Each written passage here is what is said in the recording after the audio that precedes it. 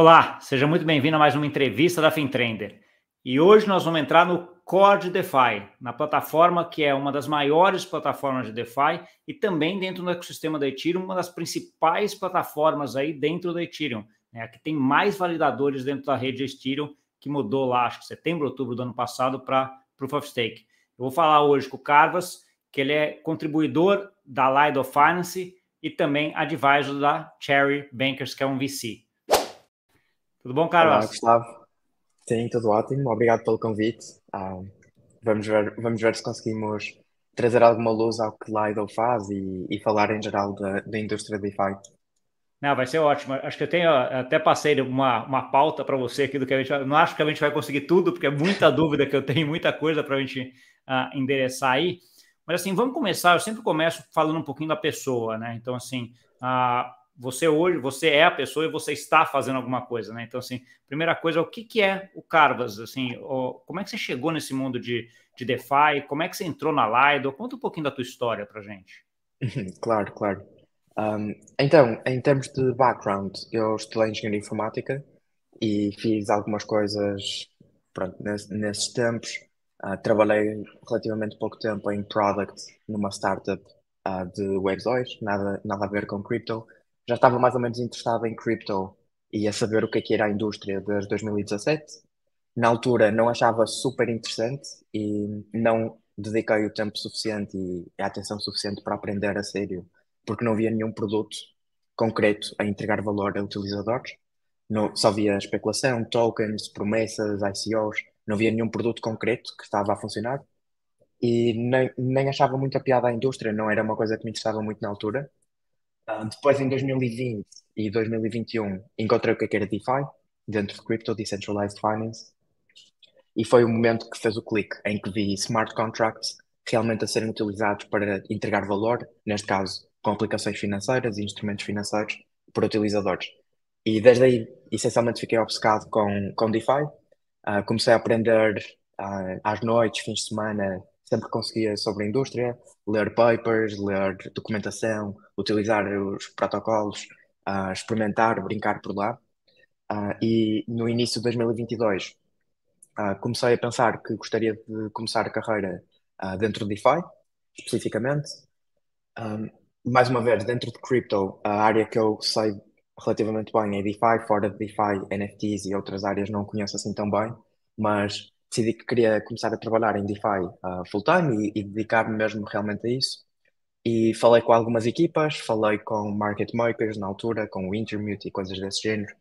Um, mas a forma como eu entrei em Lido foi muito nativa, foi uma forma muito nativa de crypto, que também tem piada, que foi, eu estava envolvido nos governance forums de Lido, todos estes protocolos e todas estas DAOs têm forums, que a pessoa pode contribuir, fazer análises, comentar, dar feedback, ou até mesmo fazer propostas completas.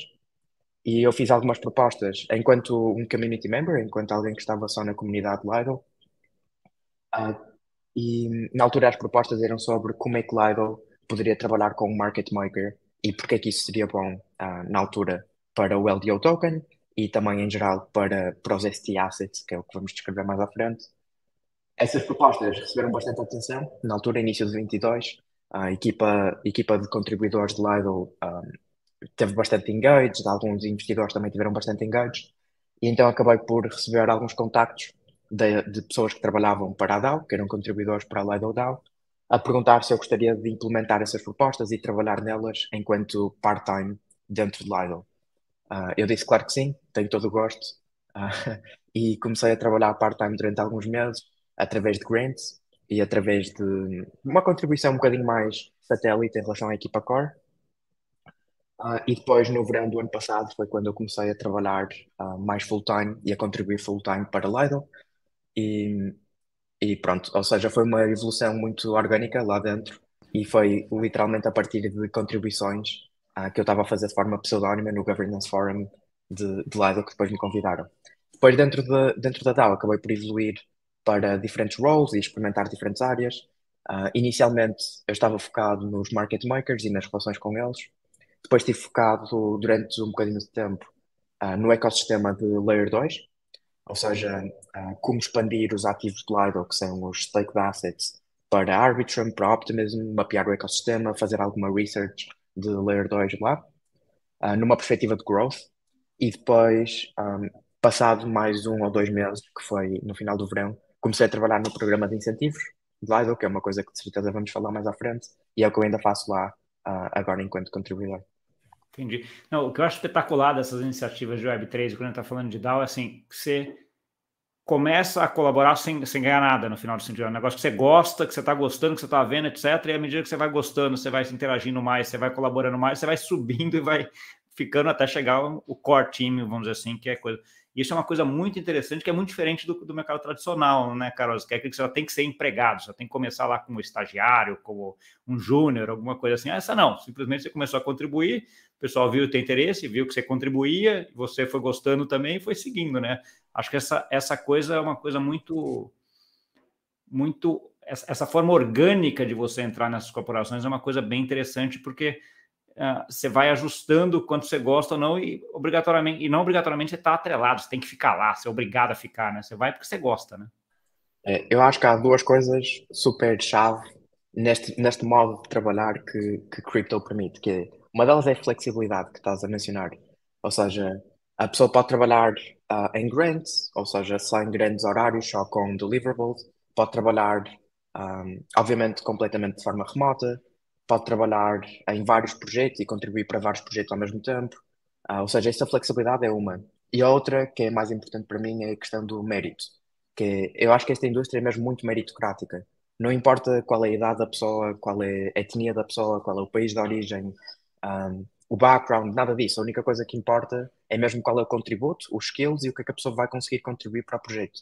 E eu acho que isso é uma das coisas mais alinhadas com os meus ideais que eu poderia ter encontrado, e foi ótimo encontrar que realmente a indústria funcionava assim. Entendi.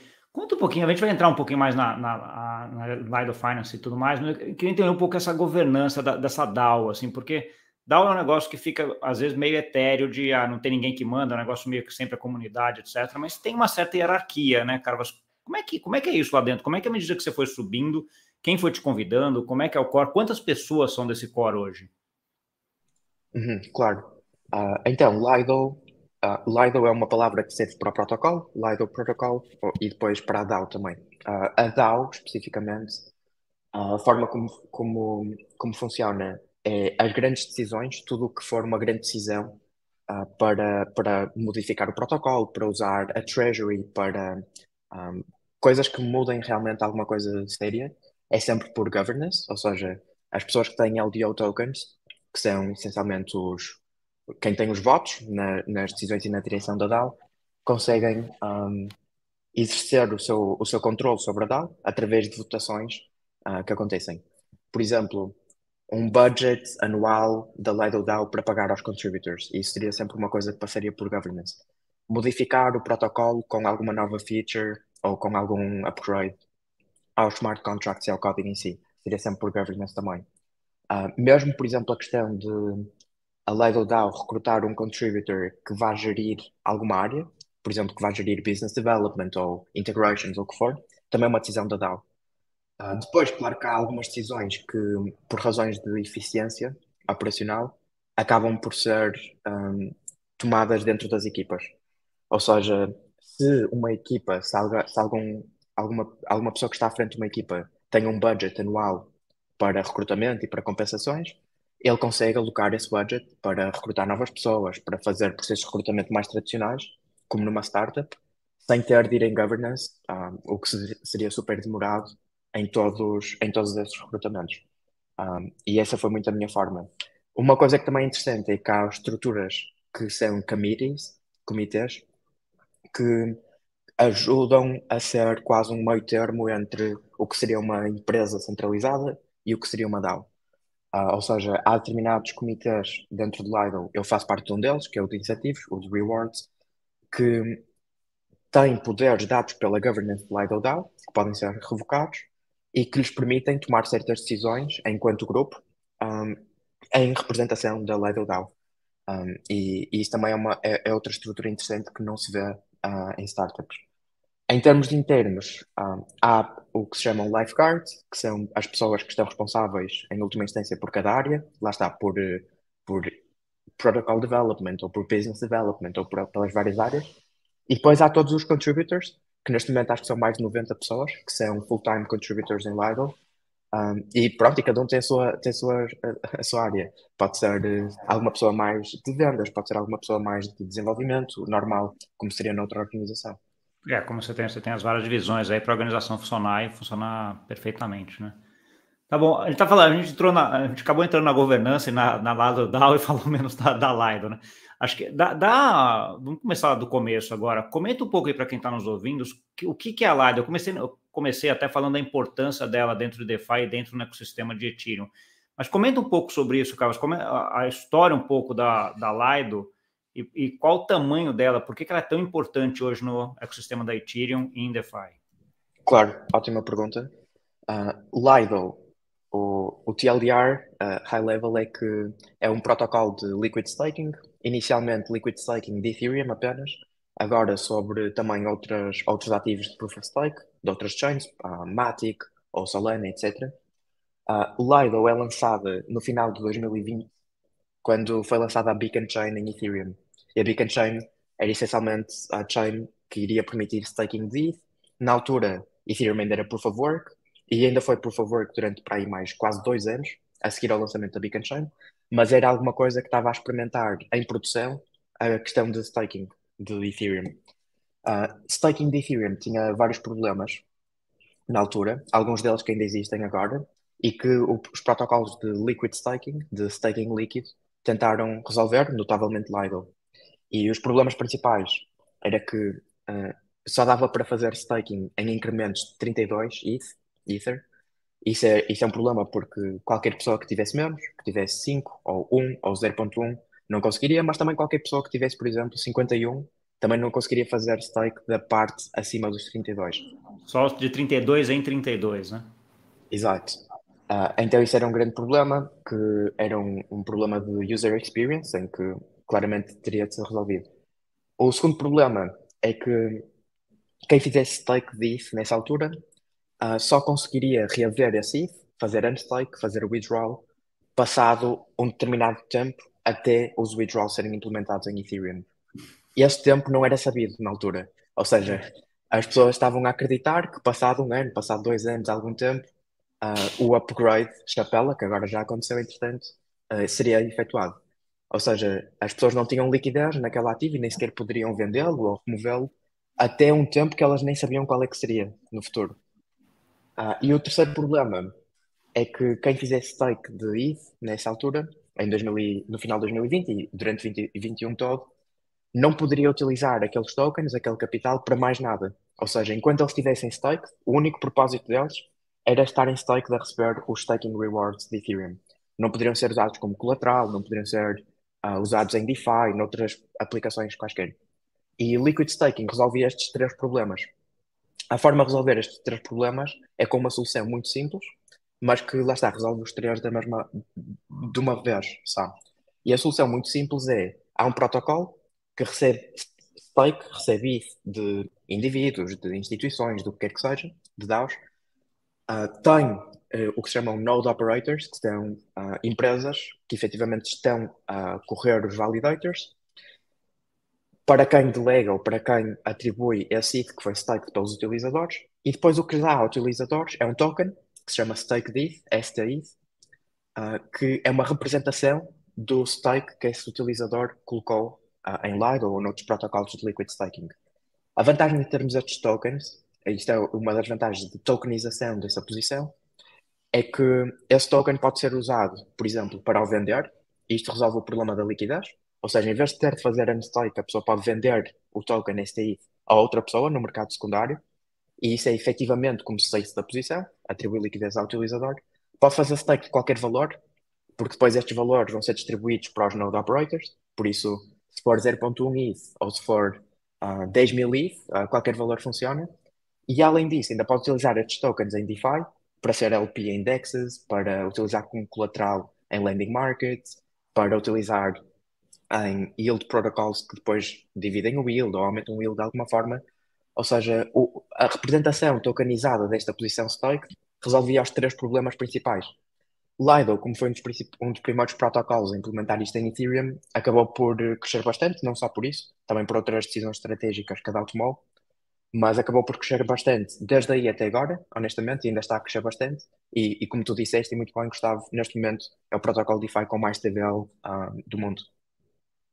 Né, o principal protocolo, se a gente vai pegar lá, eu estava pegando pelo DeFi Lama, né, o primeiro ali, né, tá à frente de Aave, de Compound, de todos, Uniswap, todos nesse sentido, em termos de TVL, acho que é bem importante para o mundo de DeFi. Não que não fosse, ele sempre foi, né, muito importante, mas hoje ele está lá em primeiro lugar em relação a isso. Eu acho que é interessante você colocar essa história, porque eu sempre tive uma dúvida em relação a isso, que era uma dúvida meio, até que eu comento de valor do dinheiro do tempo. Né, Carlos? Porque você está falando assim, quando a gente está falando do Ethereum depositado lá na Lido e do ST Ethereum, né, que era o token representante desse depósito, ele sempre foi negociado muito perto do 1 para 1 aí, né? Apesar de que um tem liquidez o tempo inteiro, né? O ST você pode vender e comprar a hora que você quiser. O Ethereum depositado a gente sabia, né, até um mês atrás mais ou menos que saiu, e não sabia quando é que ia sair isso daí, porque aquele negócio que era para ser 1 ano, depois virou 2, né? Ficava aquela coisa assim. Para mim, do ponto de vista econômico, não fazia sentido valer a mesma coisa, né? Porque os dois, um era um dinheiro que você tinha liquidez, o outro era um dinheiro que você tinha liquidez que você não tinha, né? Que você não sabia quando você ia ter. Como é que você via essa discussão aí? E até pegando alguns casos, que eu lembro de alguns casos que ele até descolou bastante, né? Que ele chegou a 0,90 e pouco, depois voltou até rápido, mas como é que você via essa discussão dentro da comunidade desse 1 para 1 aí? Ótima pergunta também. Eu acho que havia dois fatores, ou duas razões estruturais que levaram a que quase sempre esteve perto de 1 para 1.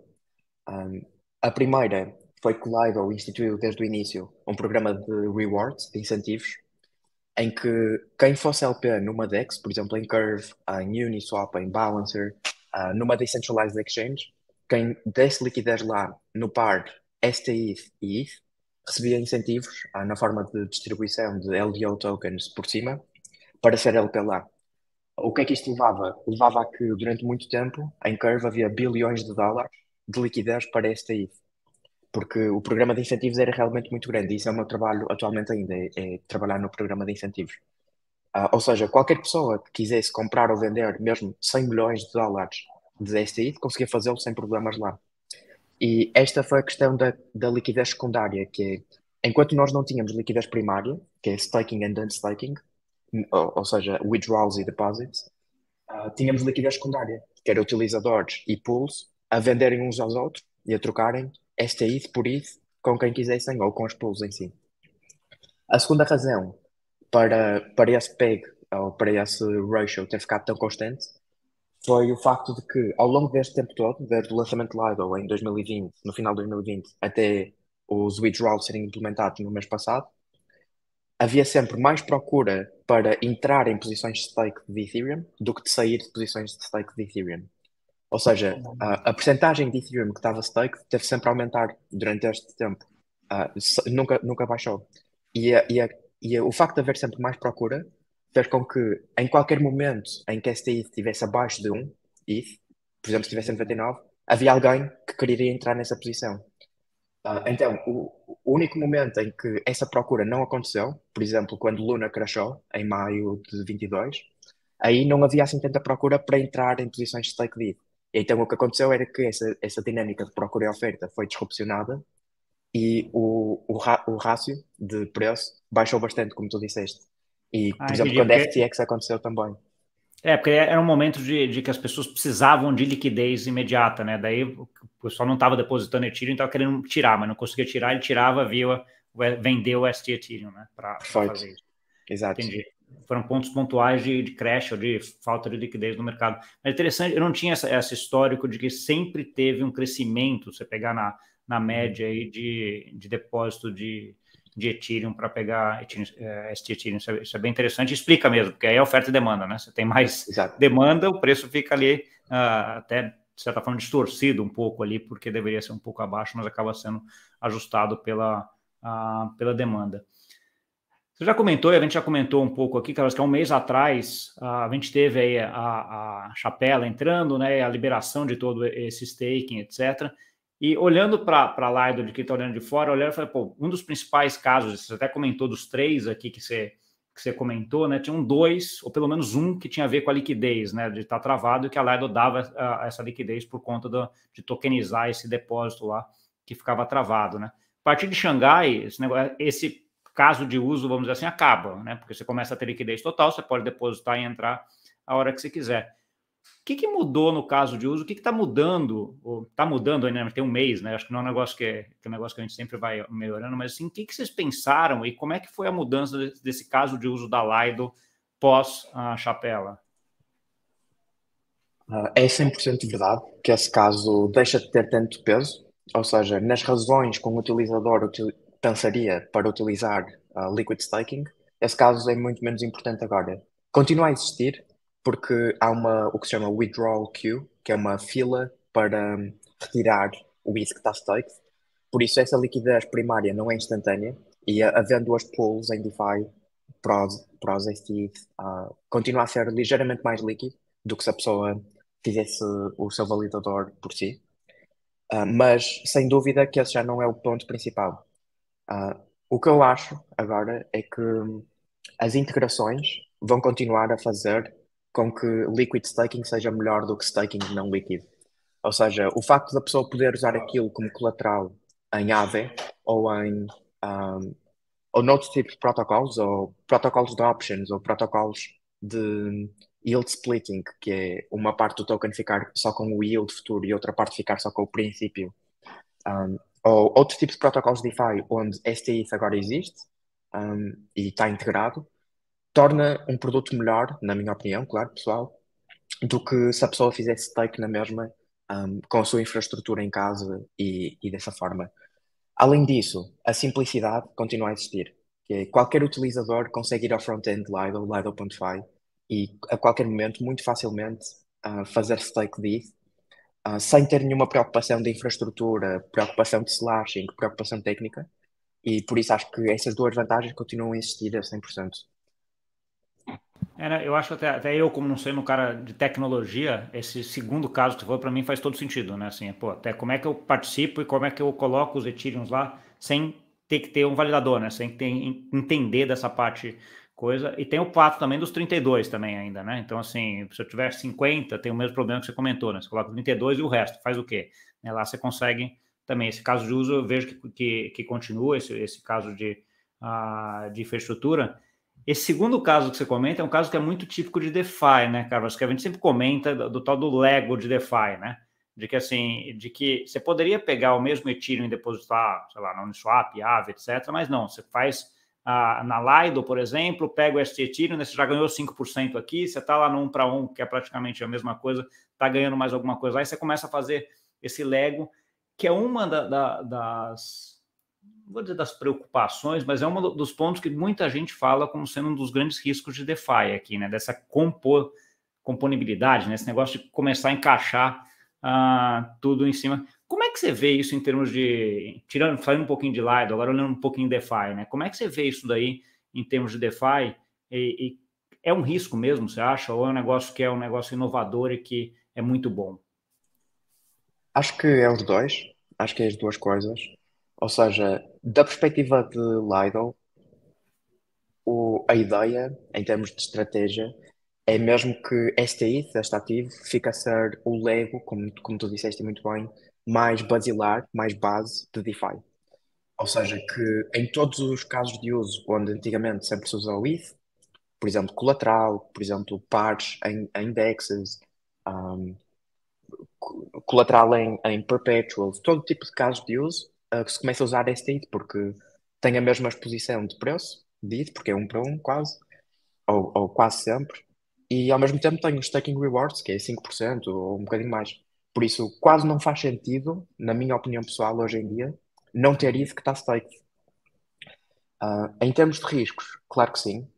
Isto aqui envolve smart contracts, que podem ter vulnerabilidades, e como qualquer smart contract, Lido, esta segunda versão foi auditada por 9 firmas diferentes. Houve 9 auditorias diferentes e mais de 1,2 milhões de dólares gastos em auditoria do código.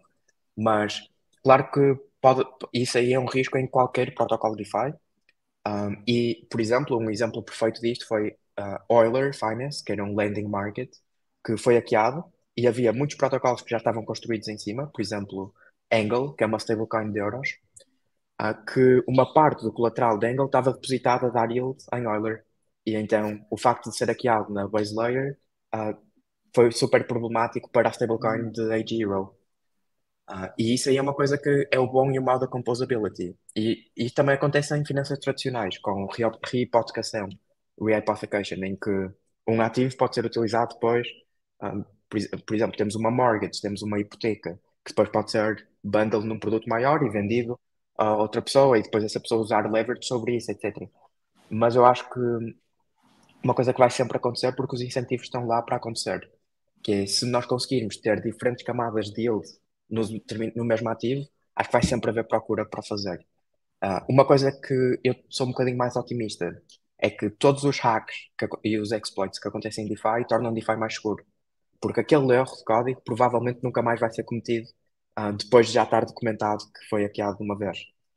Por isso acho que nesta fase ainda estamos numa fase muito perigosa, entre aspas, em que há muitos hacks e muitos exploits, mas eu acho que sempre que um desses acontece é bom para a indústria a longo prazo. Sim, Porque, e cada vez menos você vai estar tendo, né? No final das contas é isso, porque você vai tendo, os casos vai vendo e cada vez são casos mais complexos ou menos nesse sentido, né? Então, assim, acho que isso é muito bom. Eu não acho que a gente está tão no começo assim, não, para ser bem sincero, né? Já tem 2 anos ainda, em cripto, em DeFi, 2 anos, mais, né? 3 anos praticamente, começou o DeFi Summer lá, então, assim, muita coisa acontecendo e muita coisa vindo nesse sentido. Eu tenho uma preocupação maior, mas eu acho que é coisa para a gente discutir uma outra oportunidade, da governança de DAO. Carlos, o que eu tenho visto muito nessa parte de hacker não é nem nos protocolos, né? O cara tem acesso a DAO e tem acesso. Essa semana a gente teve aqui até do Tornado Cash, ontem, anteontem, aí, falando em relação a isso, né? Então, assim, o cara toma a DAO e depois aí faz o protocolo, porque os protocolos em si são poucos casos que eu tenho visto hoje de falha muito grande de smart contract, onde você tem isso, né? Então, assim, isso já mostra uma certa melhora, né? Então, assim, já teve os casos mais fáceis, vamos dizer assim, já foram coisas. Agora está muito mais difícil. E acho que eu agregaria um outro ponto também, que o fato da gente ter código aberto em relação a tudo isso ajuda muito nisso, né? Porque está todo mundo olhando o tempo inteiro, né? Então, assim, acelera muito esse processo para tirar isso. É só fechar esse parênteses aqui, que senão a gente volta para essa discussão de DAO, eu não queria entrar muito nela. Laido, então a gente teve ali a parte do Chapela entrando, né, e mexeu essa parte do caso de uso. Como é que vocês se prepararam para isso agora? Como é que está Laido? Teve muito saque? Como é que vocês estão vendo esses saques? Está aumentando o número de pessoas fazendo depósito de Ethereum? Conta um pouquinho desse um mês aí para gente. claro, a equipa de contribuidores técnicos de Lido tem todo o mérito e neste momento até é um bom momento para lhes dar os parabéns mais uma vez, porque desde, por exemplo, acho que desde os últimos 6 meses, ou 7 ou 8 meses, por aí, que têm estado 100% focados no que se chama Lido V2. E V2 é a nova versão do protocolo. Foi o maior deployment e o maior launch de Lido desde que foi criado, há 2 anos e meio atrás. E foi lançado, ou foi deployed, digamos assim, um, no início da semana passada. Por isso é uma coisa bastante recente. Ah, esta versão 2, a principal coisa é, como tu disseste, Ethereum teve o Chapella Upgrade, que permitiu withdrawals, permitiu one staking de ETH, e Lido, sendo um protocolo de liquid staking, tinha também de implementar essa funcionalidade. E foi implementado um mês depois, sensivelmente, do Chapella Upgrade em Ethereum em si, porque era dependente desse upgrade acontecer. Um, ou seja, neste momento, o withdrawals e unstaking, ou seja, remover o ETH que está staked através de Lido, está perfeitamente funcional e está live. Qualquer utilizador pode fazer isso a partir do smart contract ou a partir do front-end do site. Um, e há outra feature que não vale a pena entrarmos, porque não é o scope da conversa, mas que se chama Staking Router, que também foi outra feature que foi incluída neste Lido V2. Em termos de unstaking, o que é que nós temos visto até agora? Celsius. Celsius era uma empresa que também foi à falência em 2022 Ano por, passado, né? por más práticas de risco e tudo isso, que tinha 400 mil ou mais de 400 mil ETH staked através de Lido. Que isto aqui Ah, eram 700 milhões de dólares ao valor atual. E eles já estavam, já tinham comunicado publicamente que iriam fazer unstake mal Lido permitisse isso, mal o protocolo permitisse isso, porque eles estão em falência e era necessário fazerem isso. Um, para pagar aos seus utilizadores e para outras. Eu não tenho o contexto todo da história, mas precisavam de fazer unstake. E esse foi o maior evento de unstaking que já aconteceu em Ethereum desde que foi permitido, por 400 mil ETH é uma quantia é muita absurda. coisa. É. E correu perfeitamente bem. Ou seja, foi assim o primeiro teste que, ou seja, Lido implementa o withdrawal e na primeira semana que tem withdrawals live, 400 mil ETH de uma entidade são unstake. Ou seja, foi assim um stress test muito bom à nova versão do protocolo. Correu perfeitamente bem. Um, Em geral, e sem ser esse evento em particular, tem havido muito mais stake novo do que stake a sair. Isto é uma tese que eu pessoalmente também tenho, que é este ano nós vamos ver a percentagem de Ethereum que está de stake aumentar consistentemente até o final do ano. Isto porque a percentagem de Ethereum que está stake é muito mais baixa do que em quase todas as outras blockchains Proof of Stake. Quanto a gente tinha antes, antes da Chapela e quanto mais ou menos tem hoje? Você tem esses números, Carlos? É, é nos teams, ou seja, eu acho que antes de Chapela tínhamos 16 ou alguma coisa assim. Não era muito Ah, longe disso, 16% do Ethereum que estava stake. E agora temos um bocadinho mais do que isso.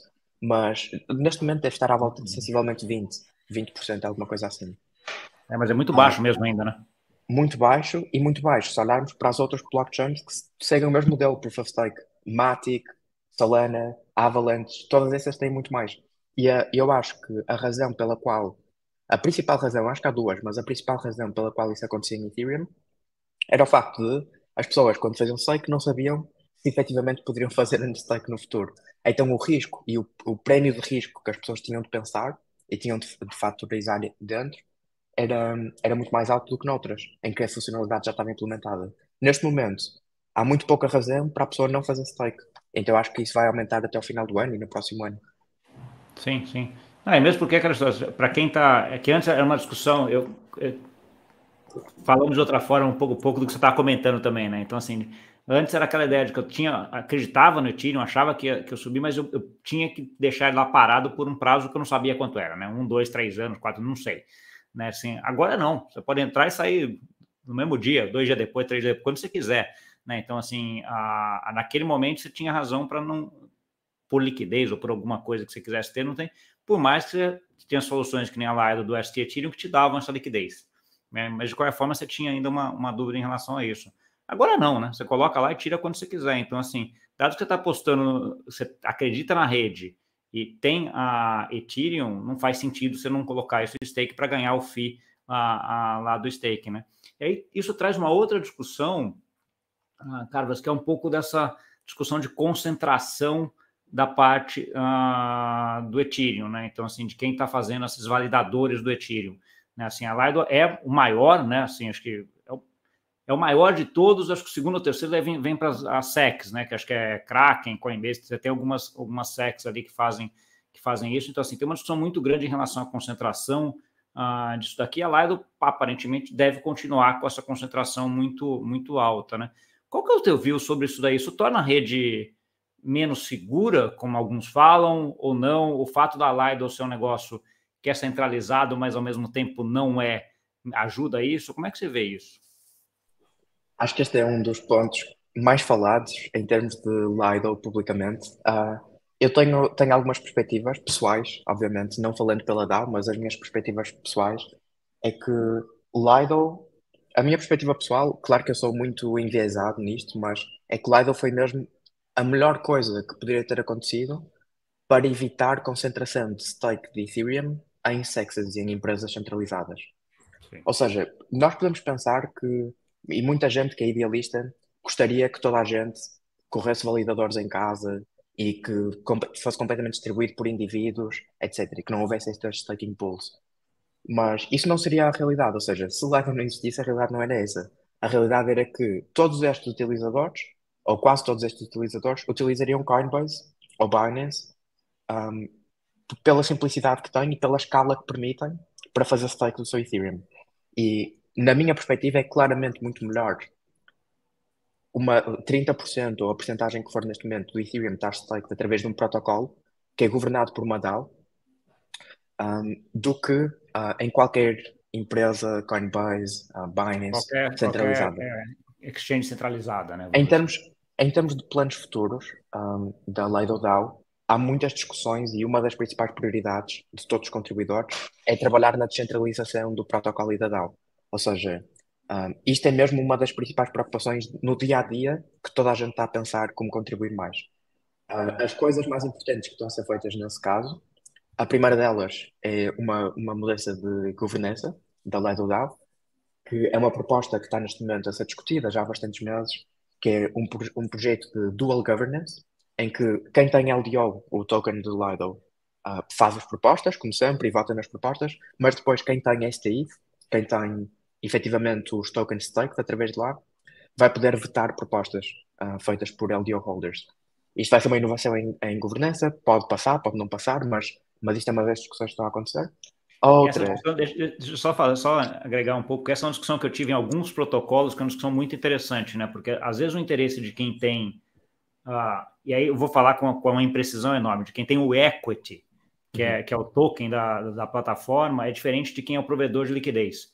São incentivos diferentes, e às vezes o provedor de liquidez pode ser afetado por uma decisão de quem tem o equity, né? Quem tem dívida e quem tem equity, né? Esse negócio tem no mercado financeiro.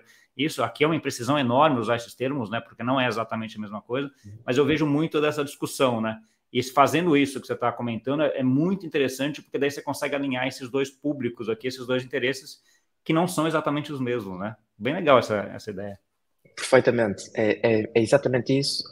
É um problema microeconómico que se fala muito que se chama Principal Agent Problem, que é exatamente isso, que é os interesses destas duas pessoas às vezes podem ser os mesmos e em alguns casos podem divergir. Mas isso vai ser basicamente para proteger os casos em que possa divergir, em que as pessoas que têm STI podem vetar as propostas, só dizer esta proposta não vai passar, mas não podem elas próprias propor novas propostas, porque é LDO que é o token de governance. Mas pelo menos têm essa proteção em última instância. Sim, A ótimo. outra coisa é a questão do staking router. Eu não sou a melhor pessoa para explicar o staking router, mas há muito bons recursos online. Mas vai ser é uma arquitetura mais modular da forma como o stake que vem para Lido é distribuído pelas pessoas que efetivamente vão correr os nodes. Que neste momento são 30 ou 30 e tal empresas profissionais de staking. Ou seja, o Lido não faz staking de nada, nem corre nenhuma infraestrutura. A única coisa que acontece é que o stake, o ETH que vem, é distribuído de forma mais ou menos proporcional por estas 30 e tal empresas profissionalizadas que, que evitam slashing e que teoricamente têm melhores práticas de segurança e de infraestrutura e tudo isso. E cada uma delas tem um bocadinho da percentagem. No futuro, a ideia é que outros tipos de entidades possam participar neste validator set, neste grupo de validadores. Seja indivíduos, seja, não sei, ou até outros tipos de DAOs, ou organizações mais pequenas que não precisam de ser essas empresas tão profissionalizadas. Mas isso é uma coisa que vai evoluir agora durante bastante tempo e faz parte do caminho para a descentralização, que é o commitment da lei do DAO também. Entendi. E essa parte é bem interessante, porque daí se você organizar isso de tal forma que esses validadores sejam vários e com incentivos diferentes, aí você descentraliza, né? Porque por mais que você centralize na Lido, depois você descentraliza. E aí a parte da rede da Ethereum fica bem tranquila em relação a isso, né? Acho que é uma ideia bem legal nesse sentido, né? Sim, e eu acho que lá está, eu acho que o principal ponto é muito melhor, mesmo no estado atual do Lido, é muito melhor para a Ethereum e para a descentralização que seja desta forma do que fosse 50% em Sexes, que seria o caso, seria mais de Sim. 50% em Sexes. E a questão de ser 50% em Sexes é qualquer ordem de um governo para uma delas fechar ou por uma delas censurar transações, etc., vai ser aceito. Enquanto que isto aqui é um protocolo, é um conjunto de smart contracts, código, que está muito mais distribuído geograficamente, jurisdicionalmente, tudo isso. E lá está, e há outros protocolos de liquid staking que as pessoas podem utilizar se não estiverem confortáveis com a quantidade de percentagem que o Lido tem. Ou seja, há muitas outras alternativas no mercado para quem estiver mais Sim. alinhado com elas. Não, acho, eu concordo, tá? Acho que concordo com essa visão, acho que é muito melhor do que estar num lugar que é centralizado dentro de um governo, de uma jurisdição, de uma regulação, né? Esse negócio aqui é um pouco mais distribuído, o que diminui o risco nesse sentido e torna ele mais resiliente, vamos dizer assim, esse tipo de coisa, né? Acho que é bem legal. Mas eu queria aproveitar agora, sair um pouquinho de lá e entrar um pouquinho para DeFi, né? Que eu sei que você já comentou aí que você adora, eu também gosto bastante. Como é que você está vendo o DeFi hoje em dia? Assim, que setores dentro do DeFi você acha que estão mais promissores? Boa. Um dos que eu estou a ver mais, agora recentemente, e já desde o início deste ano e do ano passado, é ativos do mundo real, o que se chamam agora RWA, Real World Assets, que estão a ser tokenizados on-chain. Eu acho que neste momento já existe há muito tempo um ativo do mundo real, um Real World Asset, que está a ser tokenizado muito, de forma bem sucedida, que são dólares. Ou seja, nós temos dólares fiat que são tokenizados em USDT e USDC e são 100 bilhões de dólares que vivem on-chain e que são transacionados, etc. Mas eu acho que há muito espaço para haver muito mais ativos destes, que utilizem a infraestrutura de DeFi, de crypto, mas que tragam esse tipo de valor para pessoas que não querem só especular em isso ou só especular em criptoativos nativos das blockchains. Neste momento temos bastantes protocolos novos, por exemplo, Ondo, Finance e outros desse género, que trazem, por exemplo, treasuries, que são obrigações ao governo americano, um, certificado do Tesouro, como se chama em Portugal, mas que têm um juro dado pelo governo, essencialmente dos Estados Unidos, para dólares que são emprestados para financiar programas de lá, normal, como em todos os países. Ah, ou seja, esses têm crescido bastante. Isto tem sempre um problema que é quais desses ativos é que vão precisar de KYC, de identidade e permissão, e quais é que vão ser permissionless, e provavelmente estes vão precisar desse tipo de permissões. Mas mesmo assim eu acho que é positivo, porque estão a herdar muitas outras vantagens de blockchains e a composability, como tu mencionaste, de poder depois utilizar isto em Aave e utilizar isto em liquidity pools e utilizar isto noutros tipos de protocolos. Um, e um dos protocolos que está a fazer isto com algum sucesso neste momento é MakerDAO também, em que muitos dos ativos e muito do capital que está cada vez mais a colateralizar DAI, que é stablecoin, acabam por ser empréstimos a bancos do mundo real, um, im- não sei, depósitos em Circle para depois terem um yield com alguma treasury, alguma coisa desse género. Por isso, isso é uma das áreas que eu estou a ver, que é cada vez mais ativos que são off-chain começarem a ser tokenizados on-chain. Esta é uma delas. Não, eu acho isso bem interessante, porque assim, quando eu entrei em DeFi lá em 2020, o movimento era muito ao contrário. Você tinha yields muito grandes em DeFi e yields muito baixos no juros, né? Muito baixos no mercado tradicional, né?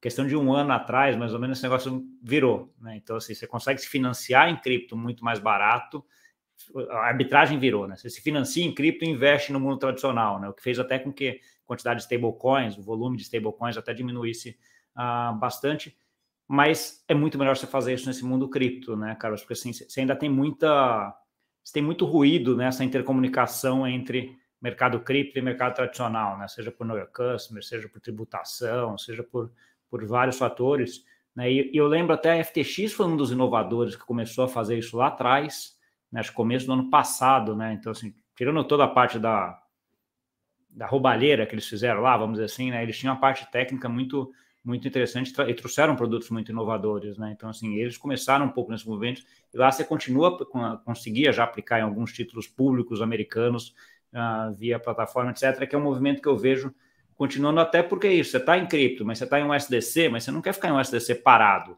né? Porque você consegue sair do SDC, colocar um SD e ganhar 4%, 4,5% ali num título sem risco, vai. Sem risco não existe, né? Mas com risco muito baixo, que é um título do governo americano, né? Então, assim, esse é um movimento. Mas aí você tem uma complicação grande, que é um ponto do compliance, know your customer, que é o que você falou. Nas plataformas que eu tenho visto fazendo isso, em geral, elas pedem um know your customer. Não sei se você já viu alguma que não peça isso. Todas as que eu tenho visto pedem.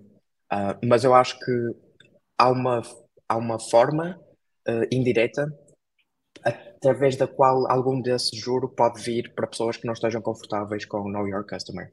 Por exemplo, se nós começarmos a ter instituições que se estão a financiar, como mencionaste, em crypto, em lending markets de crypto, e depois utilizar isso para, de forma on-chain, eh, adquirirem ou investirem em certificados do Tesouro, em treasuries.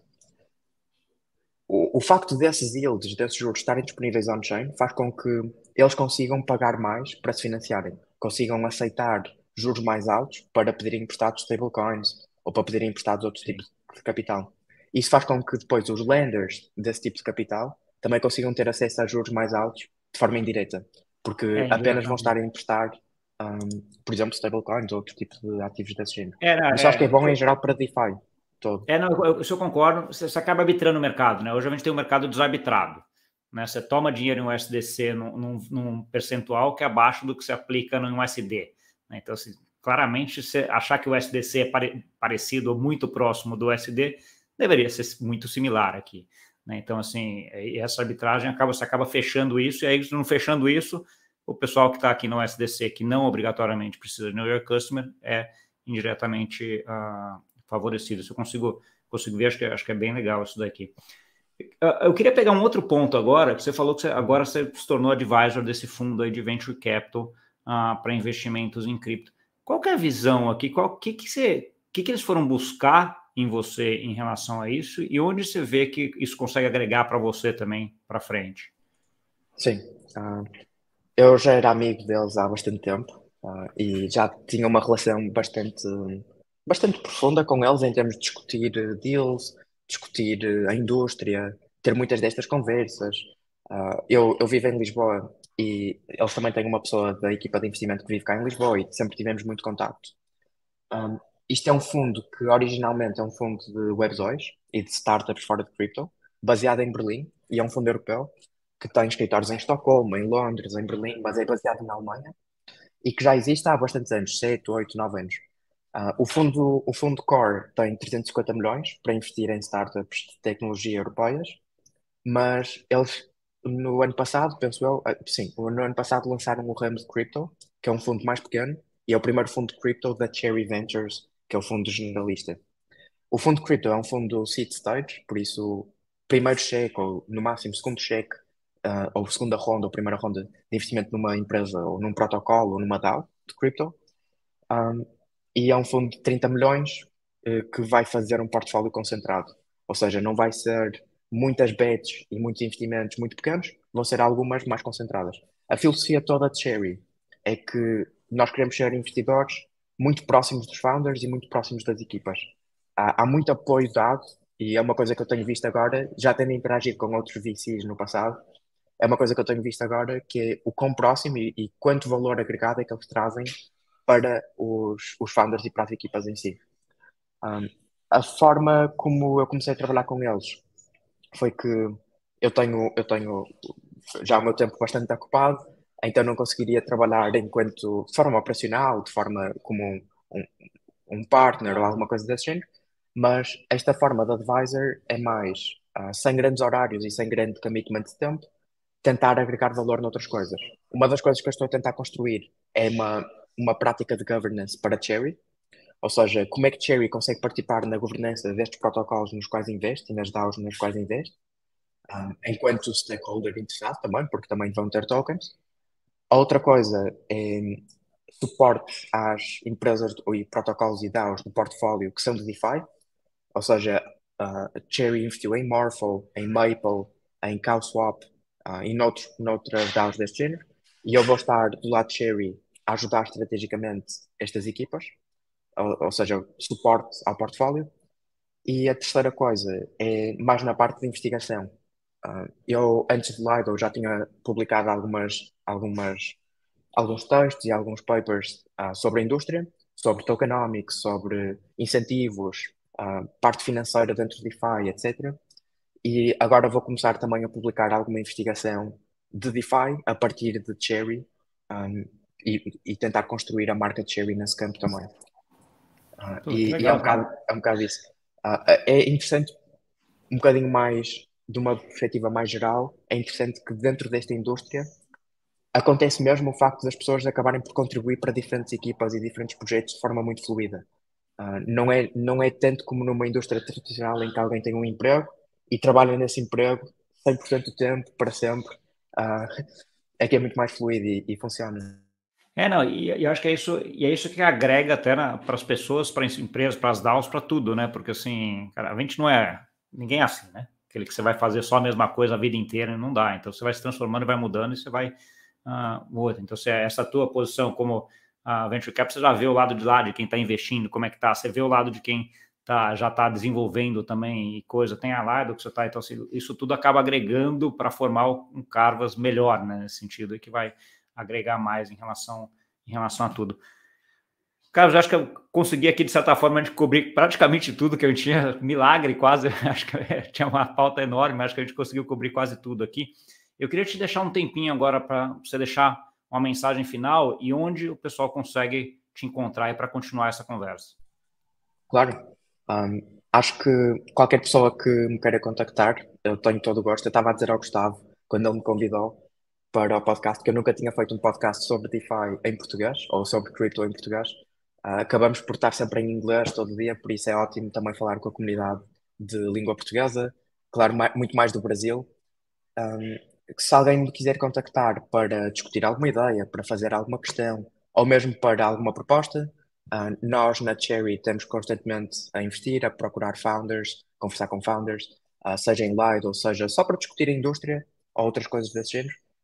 O meu Twitter é ZXCarvas, o nome que está aqui, ou seja, é bastante fácil de encontrar, é só ZXCarvas no Twitter.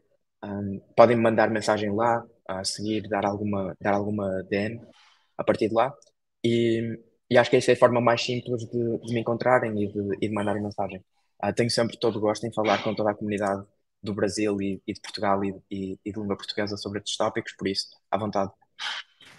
Tá bom. Pô, eu que agradeço, Carlos. Muito obrigado aí pela disponibilidade. Eu fiquei muito surpreso na hora que você falou, pô, não tem nada em português. Eu falei, cara, vamos fazer então, né? Vamos ter alguma coisa, né? Então, assim, como eu falei, o negócio está disponível também, se quiser utilizar para alguma coisa sua também, fica à vontade. A ideia aqui é disseminar conhecimento, né? Então, assim, é um pouco desse mundo descentralizado que vamos fazer coisa para aumentar. Aí o bolo tem muito para crescer ainda, que nem eu falo, né? Então, assim, muita coisa para ver. Eu vou deixar os teus contatos depois aqui na descrição também. Quem não conseguiu anotar, ou para não ficar voltando no vídeo, vai estar aqui na descrição também todos esses contatos aí para você entrar diretamente. E é isso. Obrigadão, Carlos. Ótimo. Obrigado, Gustavo. Foi ótimo. Obrigado. Para você que nos viu, muito obrigado pela audiência. Não esquece de deixar aquele like, de compartilhar com aquele amigo e amiga que gosta desse assunto. E até a semana que vem. Tchau, tchau.